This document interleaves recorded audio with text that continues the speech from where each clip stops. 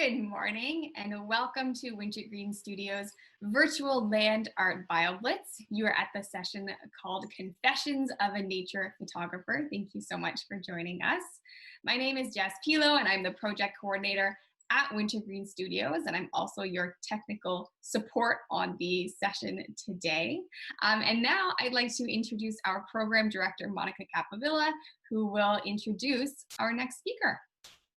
So my name is Monica Capovilla, and I am the program director at Wintergreen Studios and today's video host for Confessions of a Nature Photographer.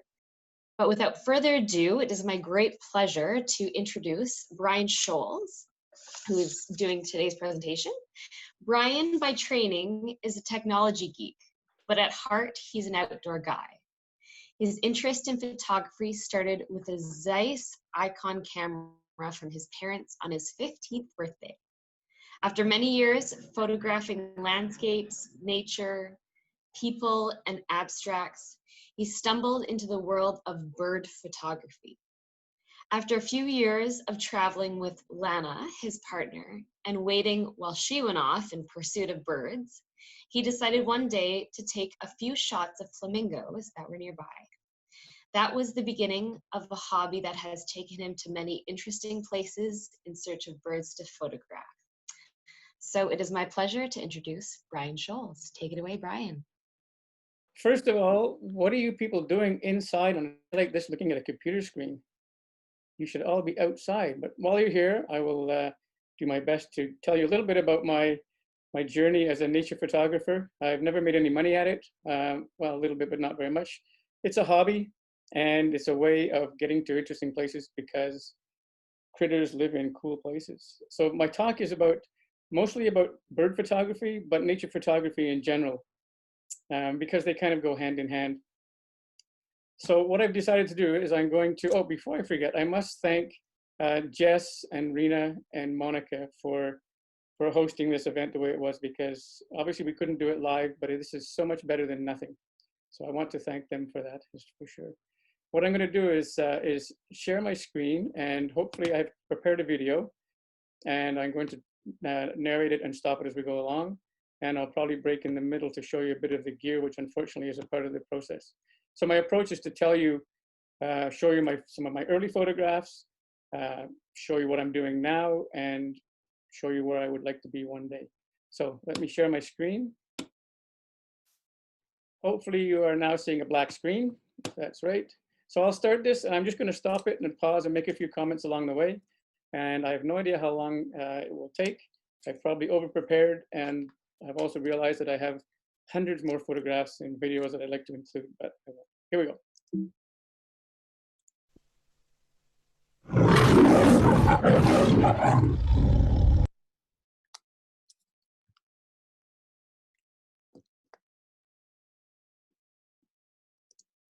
So about maybe 12 years ago, I decided that I would start taking photographs of birds, and bought what I thought would be the end all and be all of telephoto lenses. I bought a 70-200, having no idea what that really meant. But so this is my very first photograph with that lens of a bird. And this is the next one I took. And this is another one I took. If you look hard, you might find a bald eagle. And then I thought, okay, well, they're kind of small. I'll just enlarge them in my computer. So I did, and I got that. That's the first one. That's, I think, is a robin, and that you can probably see as a bald eagle. So I realized that there's more to it than just buying a what I thought was a telephoto lens, 200 millimeters. And then this is where I am today. So it's I think maybe 12 years later, and I've obviously progressed a little bit, and also have invested a lot more money in equipment. So these are shots from in the last couple of weeks. It's a bit better shot of a bald eagle. This is a screech owl, and I have to make my first confession is that I'm not the person that really finds these. Okay, Lana, my partner, is the eyes and the ears of our little team. So I'm sitting here yesterday watching some of the presentations, and I get a phone call from Lana. Come quick, there's a screech owl, a bird she's never seen before. So it's kind of cheating. So I get called to where the critter is, it's there, it's stationary. And she says, oh, and by the way, there's three fledglings and the mother. So it was just too easy, and the thing didn't move. So to make a shot like that was fairly, I don't say easy, but I mean, I know what to do now. Where am I going? Where I want to go? This is the kind of photography / art that I really like. She breaks all the conventions. Her shots are out of focus. They're black and white. They're grainy, but they are so artistic that I would like to try and get towards something like that. And this is a book of the birds of paradise. This is National Geographic photographer Tim Lehman. Edwin Scholes is no relative of mine, but this is the Olympic gold of certainly of bird photography. I think it's on Netflix. So that's where I'm heading in some way. And here's my first attempt at being a little bit artsy. Here's my very first video. The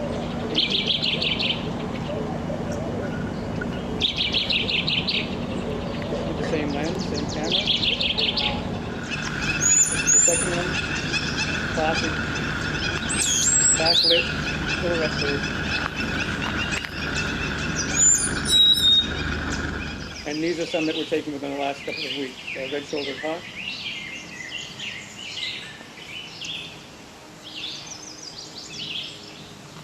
And 3 chicks. One thing about taking video, especially photography in video, you often see things. I thought there were only 3 chicks here.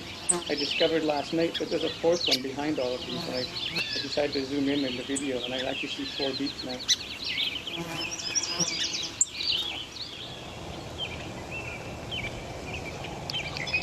Solitary sandpiper, very close to where we live.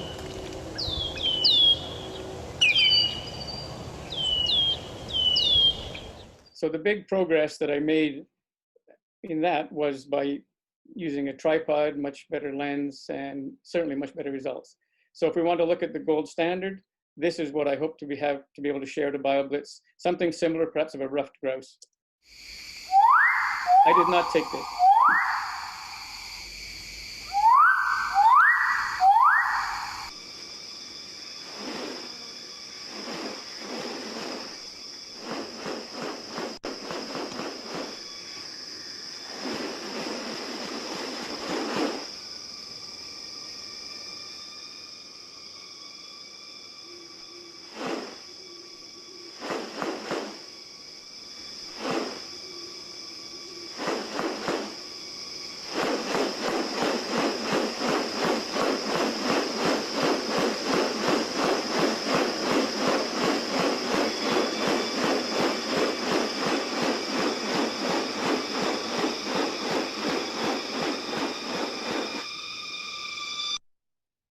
Wow, what can I say? So here are some other, these are just videos that the sound has been suppressed on them. And I'm just going to talk a little bit over them. It's a mixture of different kinds because, like I said, nature photography is more than just birds. So I'll let this run while I just talk a little bit. And so for me, it's a matter of keeping in mind why I'm out there to have fun. So I try not to judge whether I had a good day or not by how many photographs I get or whether I get good photographs. The idea is to go out and have fun. And also safety is a big concern. We have problems here with ticks. There are physical dangers, poisonous plants, getting lost, windfalls, so there are stinging insects. So there are a number of things to worry about, to think about, and safety. The other one that I think is important is ethics. And I won't say much about that because I've been happy to hear most of the other presenters have been talking about the need when you enter nature, you're entering their place to be respectful, and oftentimes you're on other people's property. So it's a matter of being careful and respectful, that you certainly don't disturb them, don't molest them, don't do anything to get a photograph that will in any way disturb or harm the critter that you're trying to photograph. A photographic magazine that I subscribe to has recently stopped giving prizes because people are doing all kinds of crazy things to get a winning photograph so they can win an icon. Now all you get are bragging rights. So ethics are really important, that you leave them alone, and you have to have patience to let that happen. What you want to have happen might not happen while you're watching, in which case you have to go back and maybe stand around even longer. So don't disturb anything. And it's a temptation because I saw a water snake the other day and I so badly wanted it to move, and it just laid there for the 20 minutes I watched it. A squirrel came by and looked at his tail, and I thought, uh-oh, I'm gonna get some gory footage here, but the squirrel ran away, so it's fine. But it is a temptation to try and get a better picture, move closer. And certainly at this time of year when birds are nesting, they need to be left alone. Without Lana, I would probably have 20% of the photographs that I have. I don't have the eyes or the ears or the experience. So she is the person that really makes all these things happen. I get called, I can't even find the bird when she's showing it to me. So Lana is behind this for sure. Now, unfortunately, I'm not going to spend, many people say it's not about the gear, photography is not about the gear. I agree only to a point. The difference between the first photographs I showed you and the later was primarily equipment. The lens that I first started is the one in the middle, which I thought was a huge lens. And then I bought the one next to it. And then finally I bought the one above it, the big one that I use now. Some of the other things in the photograph, for video, audio is really difficult to get clear audio. So I end up buying an external mic. Sometimes I use a flash. And the little camera in the bottom left is if you're thinking of getting started and don't have the kind of money that you can see in the other stuff, that little camera on the bottom left, I think now, when I first bought one, they were $400. I think about $700 now. It's a 50 times zoom, and it takes amazing photographs.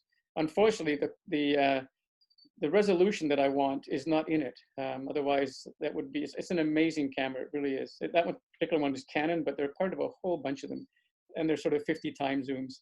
At some point in my little presentation, you'll see this thing zoom in on a bullfrog. So the gear is a part of it. And it's sometimes the photographs you see in a magazine, it's not uncommon to have $20,000 worth of equipment set up. The lens that the professionals use, $12,000. The body is $5,000. A tripod is $1,000. So, but that shouldn't be a reason not to get started. You can photograph all kinds of things, but you have to understand and learn the limitations of the equipment. The other part of the gear, that's my little computer setup. So there's money invested in computers to be able to process the videos and photographs after. So this is what you see on the back. This is from yesterday. If you look straight down the barrel of that lens, way off in the distance, you'll see what looks like a little blob. Well, it is a little blob. That's the screech owl. That's what you see with the phone. And if you look on the back of the camera, that's what I'm seeing through the lens. So when I'm videoing or photographing, that's what I'm seeing, but you are not going to get that photograph with a phone camera or even a shorter lens. It's just too difficult. It's too far away. But that doesn't mean that you can't get started. I don't do very much with the computer in terms of changing the image. I crop. I will straighten an image if I shot it, particularly if I'm shooting from my canoe where it's crooked. I'll straighten it.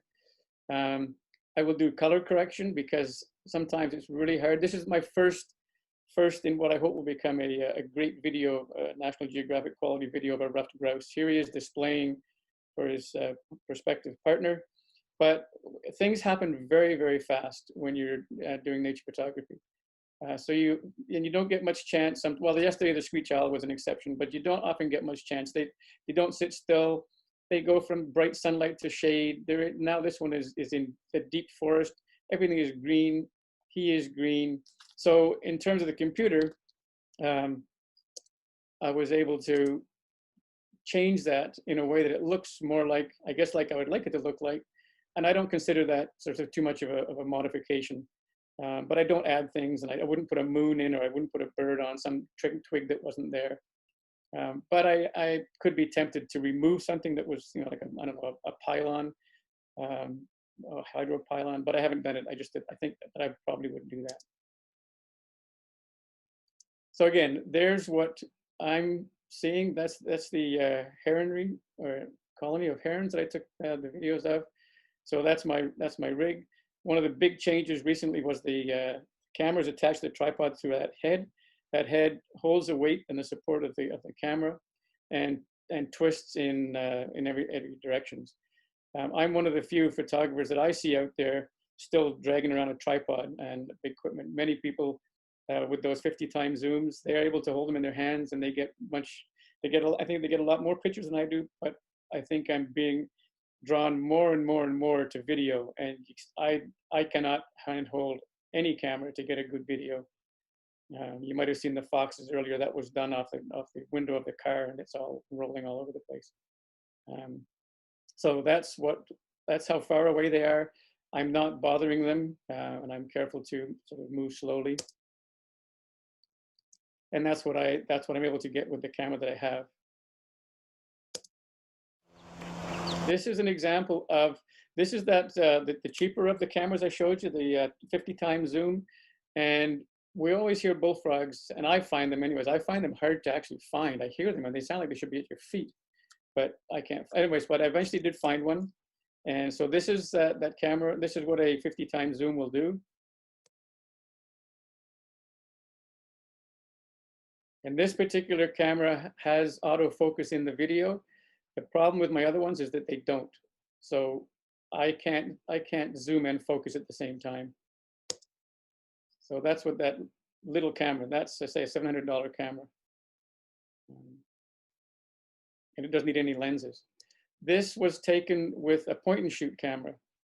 And obviously I've cropped it, but that's not a bad photograph for point and shoot that you have in your pocket. Sometimes when I go out, I don't always take all my camera gear because I don't know whether I'm going to see anything, and I also just enjoy walking.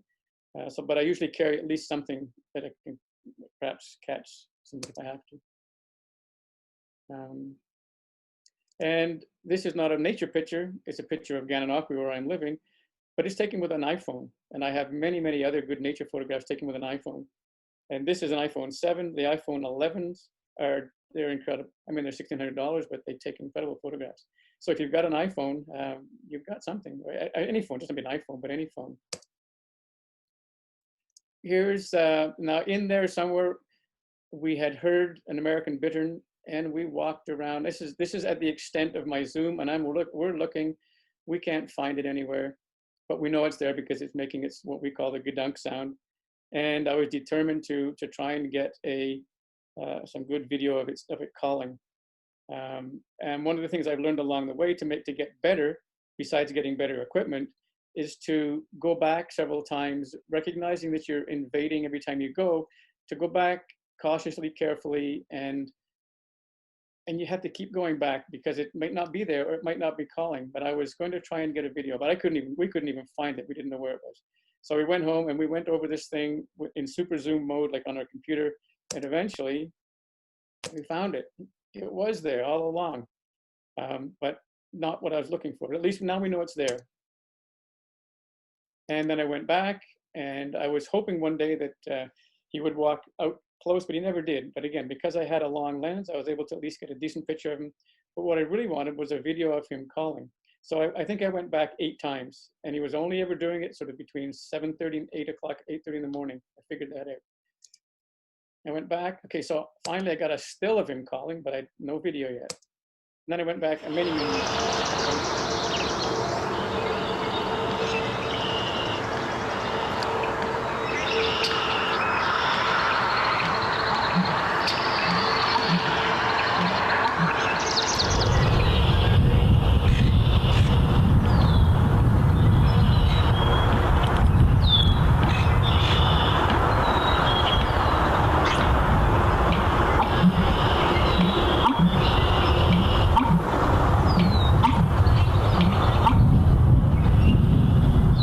facing me, and then decided he would turn his back to me so that when he did his call, I wouldn't get the shot that I wanted. But that just means it's another challenge to go back and try and get him again. So that's sort of the process.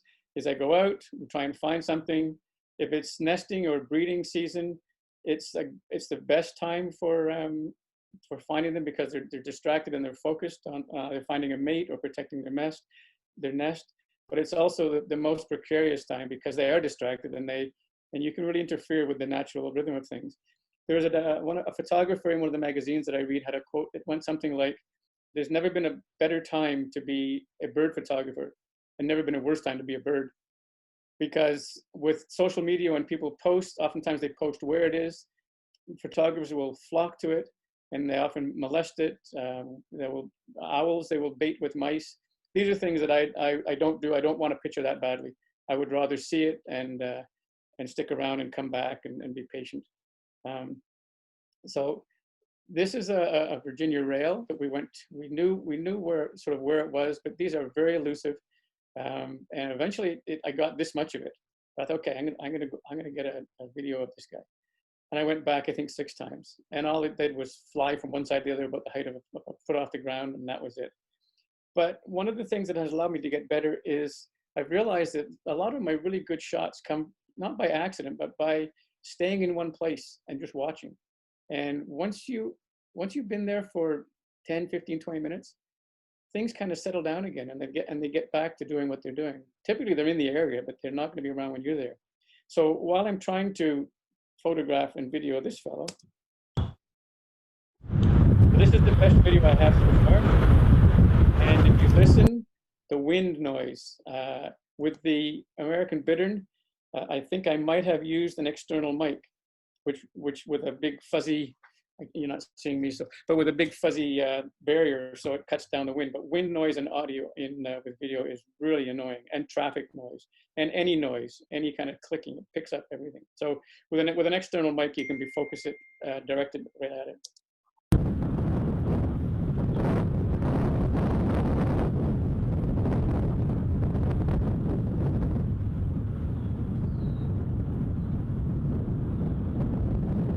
Well, that's not bad for a first try. When I'm standing there waiting, literally waiting, sometimes 2 hours, just waiting, which I don't think I could have done as a younger person, but I'm fine with it now. And then I saw a muskrat, and then I saw her again, and she's going back and forth. And I thought, that's interesting. So I thought, well, I wonder where she's going. So then I walked, and I found a lodge. Oh, she's going to the lodge. So I saw her go there a couple more times. And then I was able to, because I knew where she was going, I was able to set up my tripod and pre-focus it. So her lodge is just to the left. So now she's walking back and forth on this muddy path, bringing materials to build her nest. Oh, that's interesting. So I know she's coming back, or she might come back. So I waited, and sure enough, she's coming back.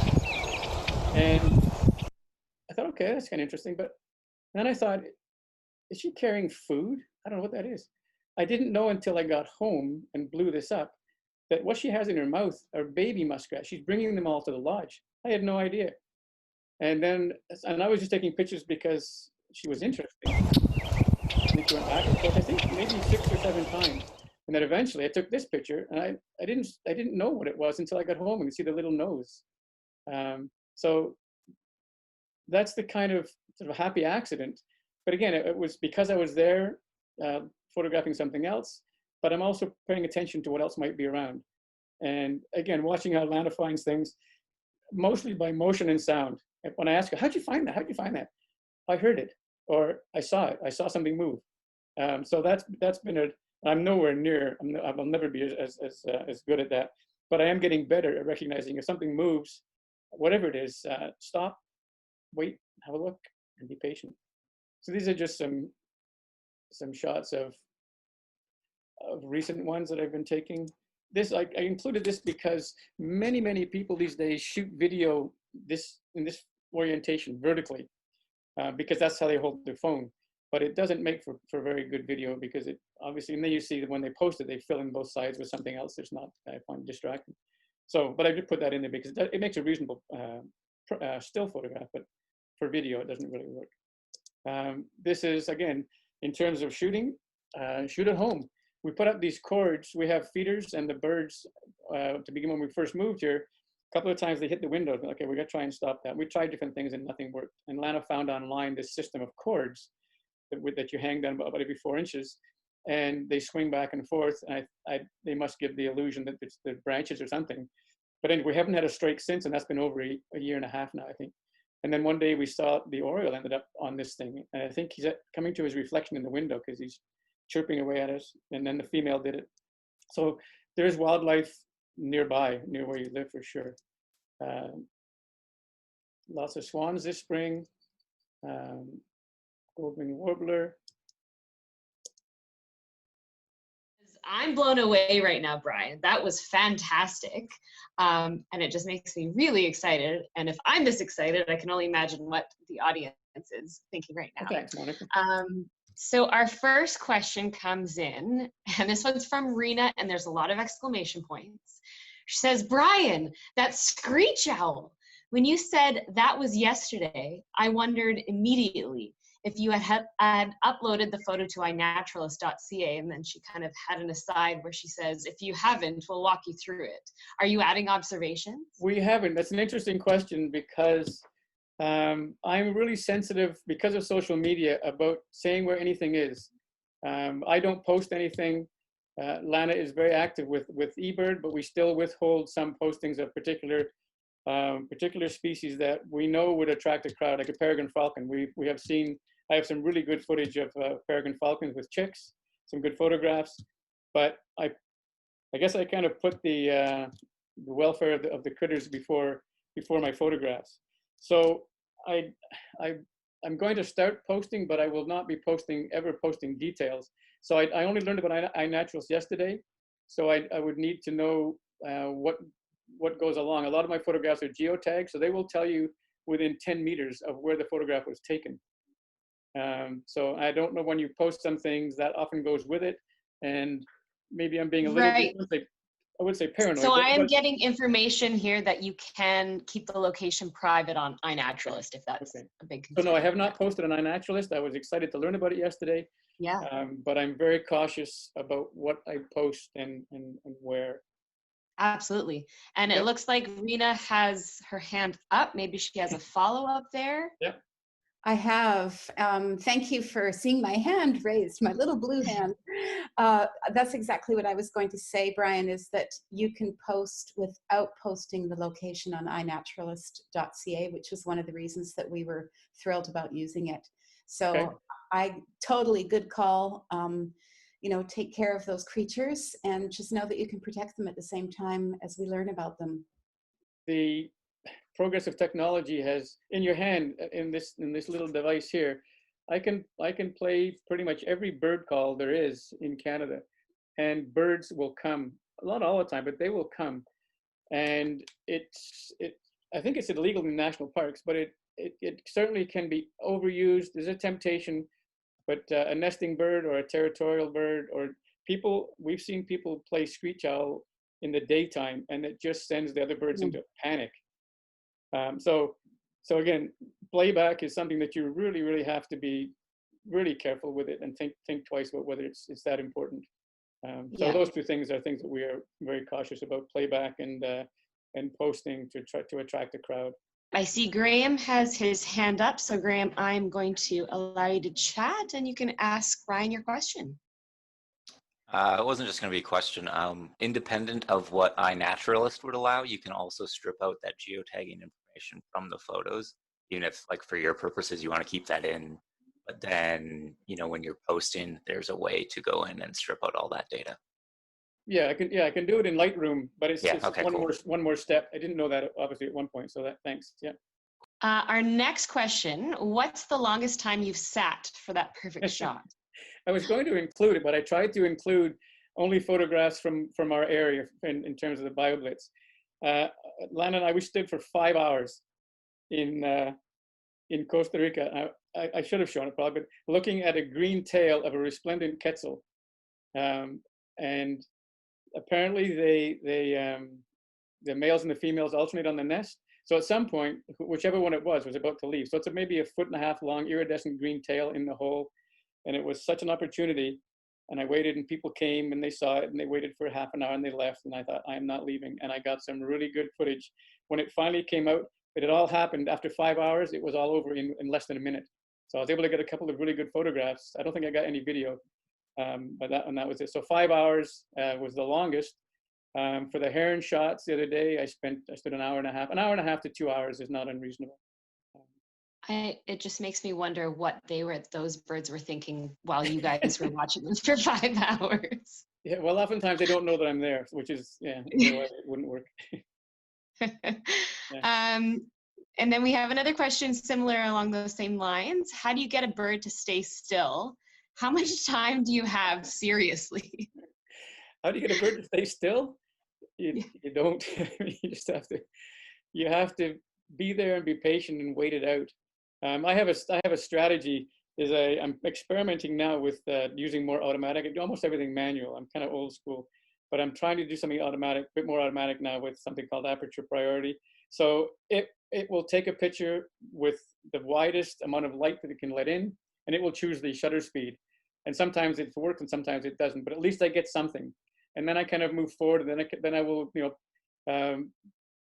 it to manual, and then I'll make some adjustments. I'll maybe see if the color is going to be okay, look for the lighting.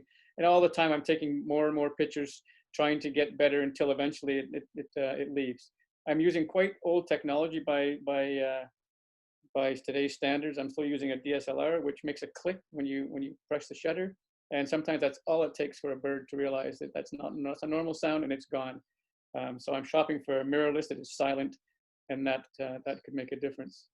I've forgotten the question. How do I get it to stand still? You don't. But what I would never do is make it move either. That's a temptation. I mean, I really like to get pictures of birds in flight. And if they're standing there, I can focus on them and I'm ready to go if I just clap my hands, but it's something I would not do. And the temptation is, especially if it's an interesting bird, the temptation is there all the time to, particularly big birds, they stand for a long time. Getting a warbler to stand still for 2 seconds. I mean, the fact that I have any of those shots is amazing because they just come and they go and they come and they go. So, long answer. But in truth, yeah. I have to say, on our morning walk this morning, I came across 2 killdeer, which are always in the same spot every day. And I tried my hardest, albeit I think probably being further away might have made a big difference, but they would not stay still. no, it is a blur. It's another thing that has, I think, maybe get a bit better, is that things in nature happen very unexpectedly and very quickly. So the action only lasts for a split second. When I was standing for that rail, a green heron came in, landed, looked around for a few minutes, or seconds, not minutes, seconds, and was gone. That's quite common. So you have to be ready. And for me, I have to make sure I'm not on my phone while I'm waiting, because that's, as soon as I look at my phone, that's when something will happen.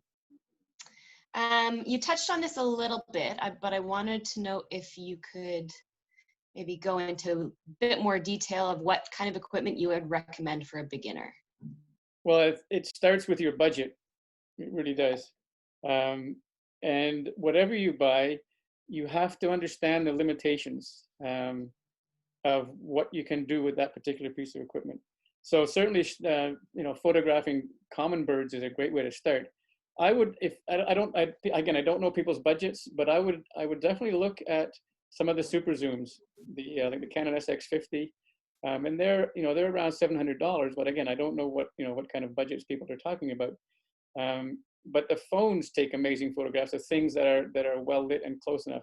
So if you're interested in insect photography or plant photography, phones take really good photographs.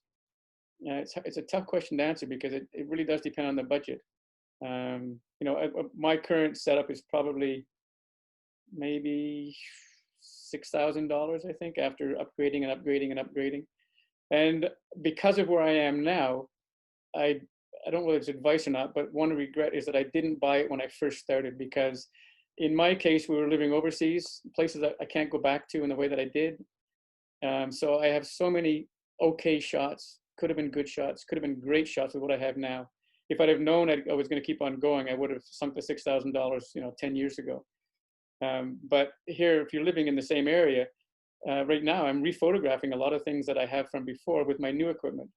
So if you're living in the same area, it's not so important to buy all the best.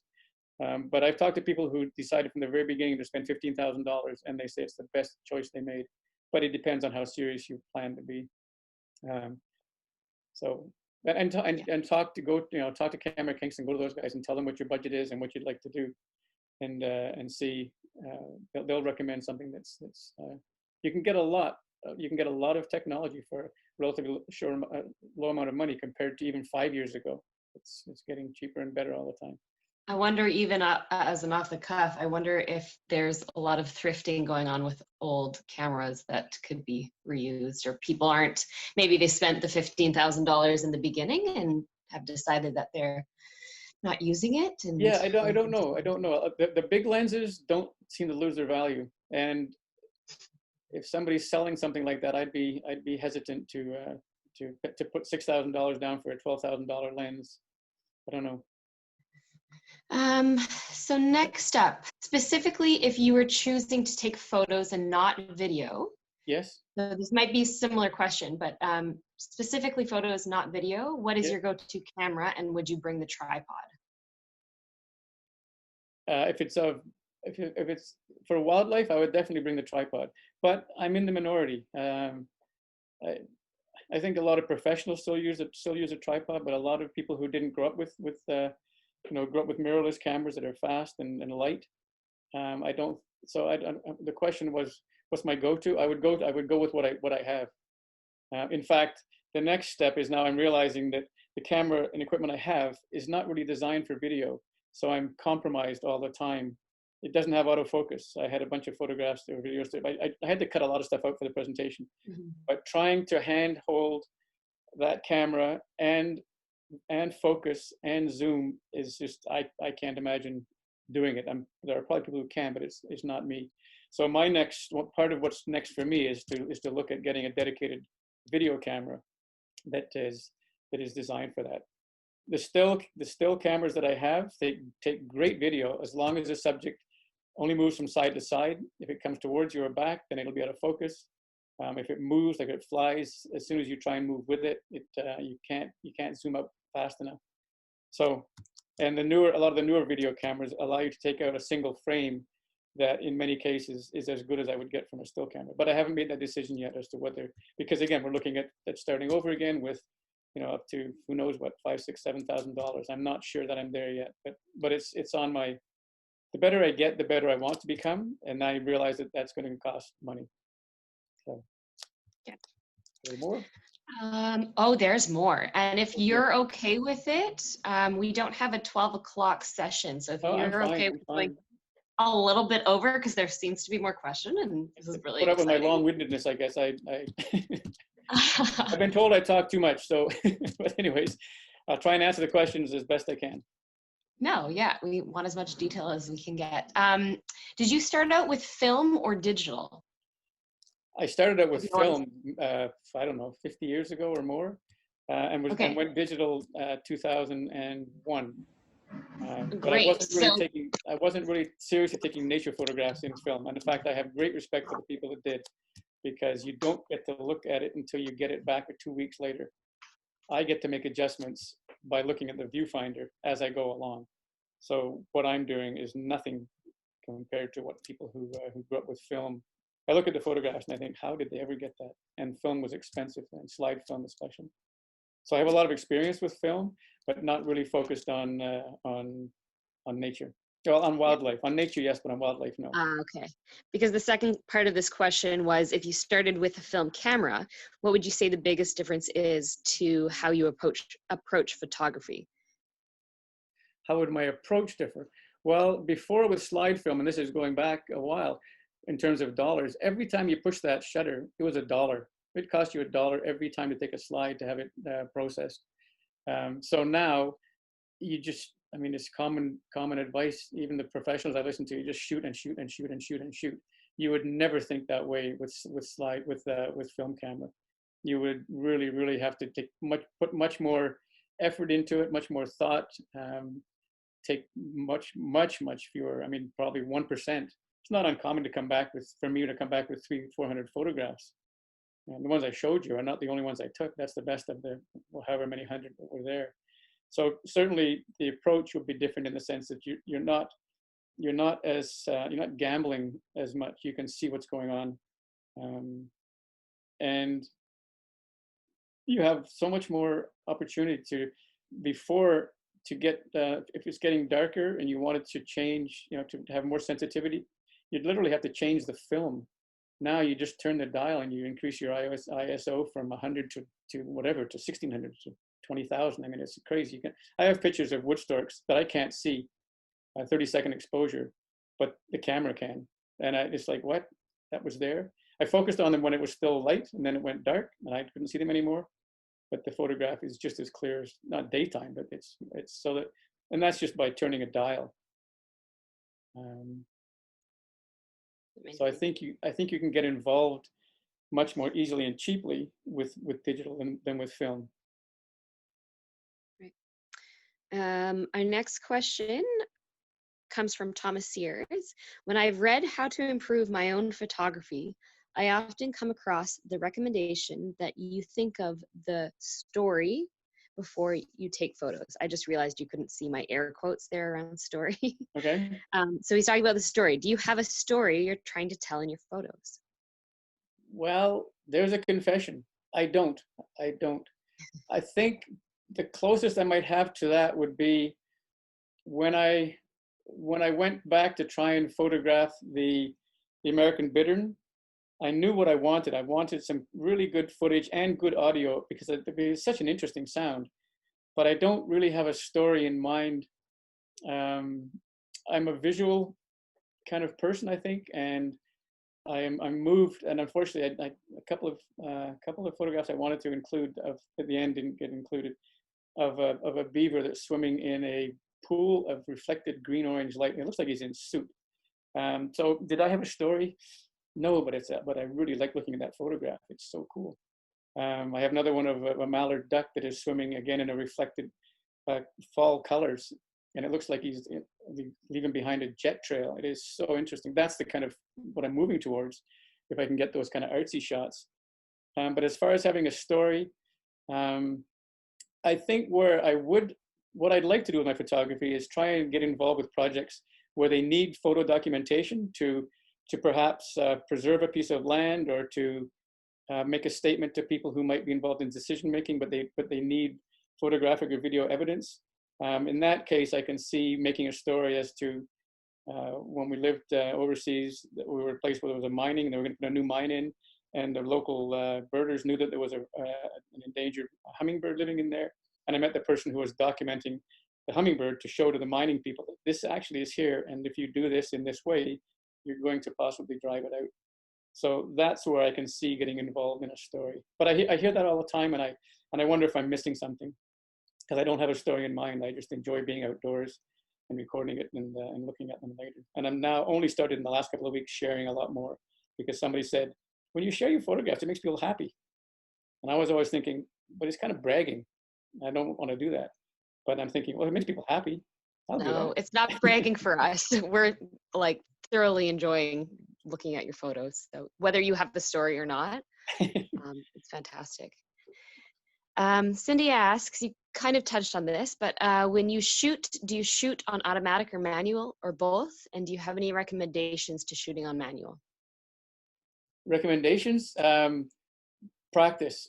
Really practice and take notes. When you get your film, when you get your pictures back, it will show you the settings that it's shot at. Again, I was going to, yesterday that screech owl stood still for so long, I thought, oh, here's a great opportunity to take some photographs that show the difference in the settings that I could use in a presentation. So I took it in probably 15 different light settings, and I was going to work on resolution. That way you can go back home and look at it and say, oh, so that's what happens when I change that from F4 to F22. Oh, so that's what happens when I change ISO from 100 to 10,000. And it's, again, like anything else, it's practice. And I think probably joining a photography, I'm giving advice, joining a photography club is a good idea, but I haven't yet. So getting involved in social media, I hear is a good way to do it. A lot of what I do is I don't say, but an individual practice. I don't photograph with other people, only with Lana, really. I'm just happy to be out there, and I like the solitude adds an element of pleasure that I don't get by being with other photographers or other people. Yeah. Did I answer the question? I forgot the question. Suggestions on using manual. Well, I think that's just, practice. Yes, I'm comfortable with manual because I grew up with it, and it gives me the control that I want. And I'm as I said in my sequence, I take just automatic aperture, and then I slowly move towards full control, trying to get better and better and better and better. But I would definitely say start with what's called Aperture Priority, and let the camera decide what the shutter speed will be. It will work in most cases, unless the subject is behind a bright background like the sky. in which case the camera will think that it's supposed to adjust the light for the sky, and then the bird will be black, or the subject will be, the bird in this case will be black. But that's the recommendation that many people have make, and it's one that I'm just exploring myself, because sometimes I miss the shot entirely because I didn't get the manual settings fast enough. Whereas if I have one less thing to worry about, so I set up fairly high ISO to 400, set the aperture to the maximum aperture of the camera, and then just press the button, I'll get something. And maybe I can fix it up in Photoshop later, but I don't spend very much time on the computer fixing photographs up. I spend a lot of time organizing them, but not very much fixing them up. So that would be my recommendation, would be practice with what they call, it's the A on your dial aperture. And there's lots of good videos out there. People will tell you how to get started with that stuff. Great. Nancy asks, what do you use as a point and zoom? Nancy, that's probably the wrong guy to ask. I'll get it here.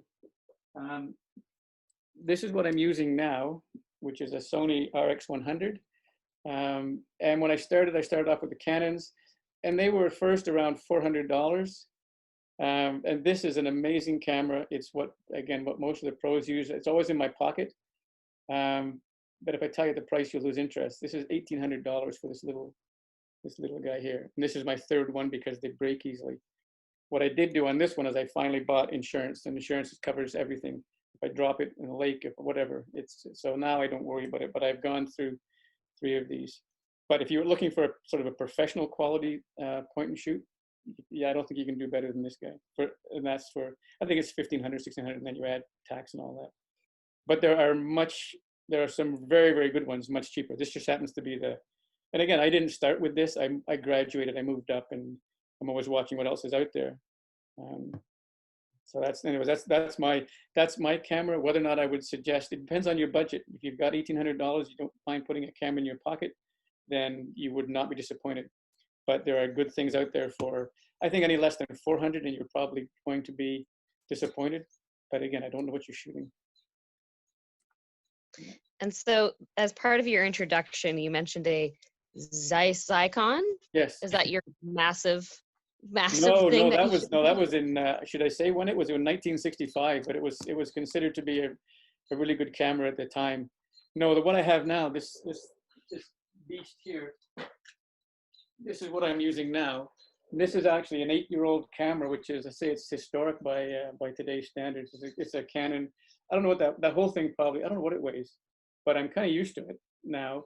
But I know that to try and hand hold that, I've seen people do it with even bigger with bigger lenses. I have a hard time, and because I want video, even just breathing.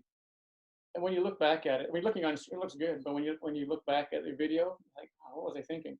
So. But that's what I'm using now, and it's a Canon 7D, the first model. They've upgraded it once since, and that was 5 years ago, and I haven't replaced it yet because I'm waiting to see what's going on, and I'm probably going to go with Olympus mirrorless, but I don't know for sure. That's another big investment that I have to be convinced that I'm serious about this. Well, we can convince you, I think. Do you still use your Zeiss? Oh no, that's long gone. That's from 1965, 66. I might still have it. I don't know. I have a box of old camera gear that I often wonder what to do with it. Actually, in the background is something interesting. Is I did with the very first setup that I thought was my pro outfit, which was this lens, which I thought was okay. I'm a bird photographer now. I have this great 70-200 lens, and I thought I'm in. This is perfect for things that are relatively close. So it was fine, but you have to then you get closer to bothering them because you're trying to get closer all the time. But I did make, if you see in the background, it's a poster of it's 65 photographs that I took in Nigeria with this little lens, and I sold I think 75 copies of that poster. So you don't have to go. It's just that because of where I ended up, I would love to have had that camera when I was living in Nigeria, because I won't repeat any of the places we went. It was a dangerous place. So yeah. More questions? Those are all of the questions we have, and we've gone a little bit over time, but I think it was so incredibly worth it. If you have more questions, I'm not sure how people are contacting, but I suppose through Wintergreen you can get my or my email address. I don't have it. I don't have it, but it's my name, Bryan J. Scholes @gmail.com. And send me any questions. And I'm not a pro and I'm not an authority, but I've spent enough time to have made it probably every mistake there is to make. So I can at least, I can tell you what mistakes I made that you can't avoid. So it's BRYANJSCHOLES @gmail.com. That's the address that I use for, I guess. And for Jess has put the email address down in the chat box if anybody is interested Okay, in good. getting in Yeah, touch so you can with Bryan. email me that way, and I'll help in any way I can. If you want to go out sometime, I can loan you equipment that I have here because I have a bit more than I need. I'd be more than happy to take anybody anywhere they want to go within. Well, I mean, we can work something out, I'm sure.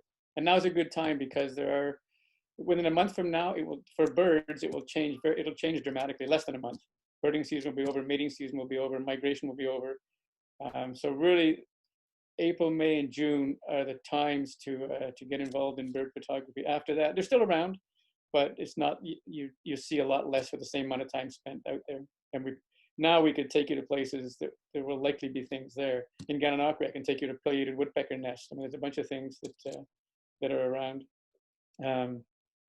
But in 3 weeks from now, all the fledglings will have gone, and it will be back to normal summer, quiet summer. That would be amazing. Well, Okay. thank you so much for sharing this little piece of your art. I hope you keep doing it. I hope we explore more, and definitely keep showing people because it brings a lot of joy.